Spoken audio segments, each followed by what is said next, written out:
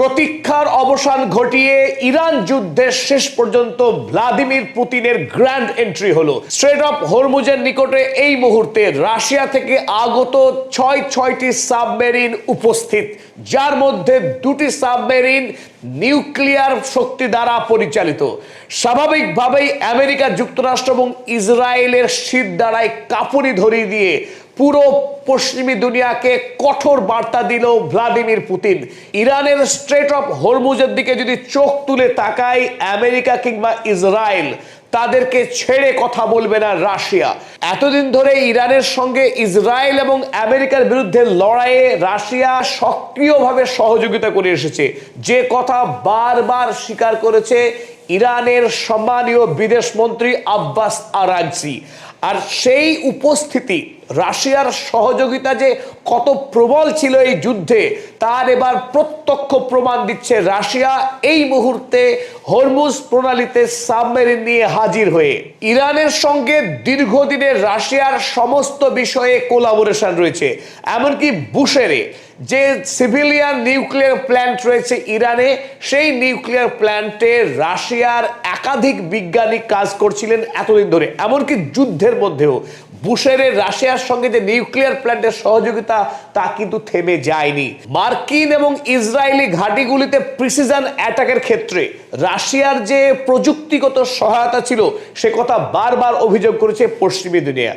আর যখন strait of Hormuz নিয়ে সারা পৃথিবীতে কাড়াকাড়ি পড়ে গেছে, যে কোনো মূল্যে ইরানের যে IRGC নেভির কর্তৃত্ব রয়েছে হরমুজের উপরে, তাকে সরিয়ে গালফ কান্ট্রিজগুলো তেল নিয়ে এসে প্রতিটা দেশের যে কারখানা ইকোনমিকে সচল রাখার যে তাগিদ শুরু হয়েছে, সেই লড়াইয়ে ইরানকে আরো অনেকখানি শক্তি যোগালো রাশিয়ার এই উপস্থিতি। Moscow has officially deployed 6 submarines including 2 nuclear once.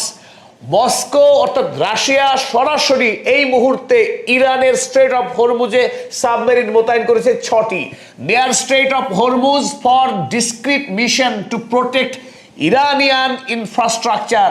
ইরানের পরিকাঠামোকে রক্ষা করবার জন্য, ইসরায়েলি এবং মার্কিনী আগ্রাসন থেকে ইরানের পরিকাঠামোকে রক্ষা করবার জন্য এই মুহূর্তে কঠোর প্রহরা দিচ্ছে রাশিয়ার submarine.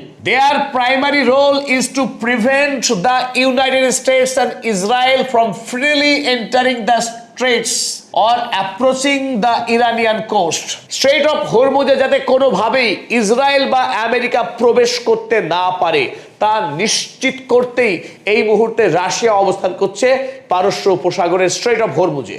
This deployment sends a strong political message to the West. পশ্চিমী দুনিয়াকে রাশিয়া কঠোর বার্তা দিল তার এই উপস্থিতির মাধ্যমে, signalling that any major escalation against Iran could directly involve Russia. ইরানের ওপরে যদি বৃহত্তর কোনো আক্রমণ নামিয়ে আনে আমেরিকা এবং ইসরায়েল, তাহলে এই যুদ্ধে সরাসরি রাশিয়া অংশগ্রহণ করবে, চুপ থাকবে না আর বেশি দিন। স্বাভাবিকভাবেই রাশিয়ার এই নিউক্লিয়ার সাবমেরিন স্ট্রেট অফ হরমুজে আসার ফলে এই যুদ্ধ একটি নতুন মোড় নিল। ইরান যুদ্ধে আরো বড় চমক, এই মুহূর্তে চেচনিয়ার শাসক রমজান কাদিরভের ইরান যুদ্ধে যোগদানের ঘোষণা। আমেরিকা যুক্তরাষ্ট্র যখন ইরানে স্থল অভিযান করতে চাইছে, স্থলযুদ্ধ করে ইরানের কাছে থাকা 400 কেজি এনরিচড ইউরেনিয়াম লুট করতে চাইছে, সেই মুহূর্তে চেচনিয়ার সাহসী বীর শাসক রমজান কাদিরভ, চেচনিয়ার হয়ে দীর্ঘ লড়াই করার ঐতিহ্য যার কাছে রয়েছে, খোদ রাশিয়ার সরকার ক্রেমলিন যাকে স্থলযুদ্ধে কোনোদিনও পরাস্ত করতে পারেনি, সেই রমজান কাদিরভ এবার ইরানের হয়ে IRGCর সাথে লড়াই করবার যুগ্ম ঘোষণা দিয়েছে।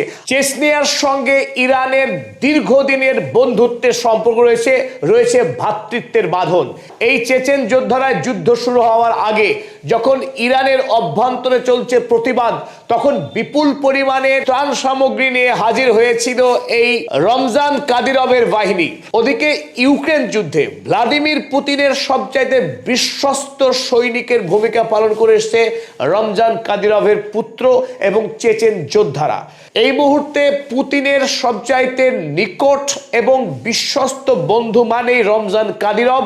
আর কাদিরভ তথা চেচেন যোদ্ধারা এমনকি রাশিয়ার কাছেও কোনোদিনও কোনো যুদ্ধে পরাস্ত হয়নি। আমেরিকার বিরুদ্ধে স্থলযুদ্ধে এই চেচেন বাহিনী যদি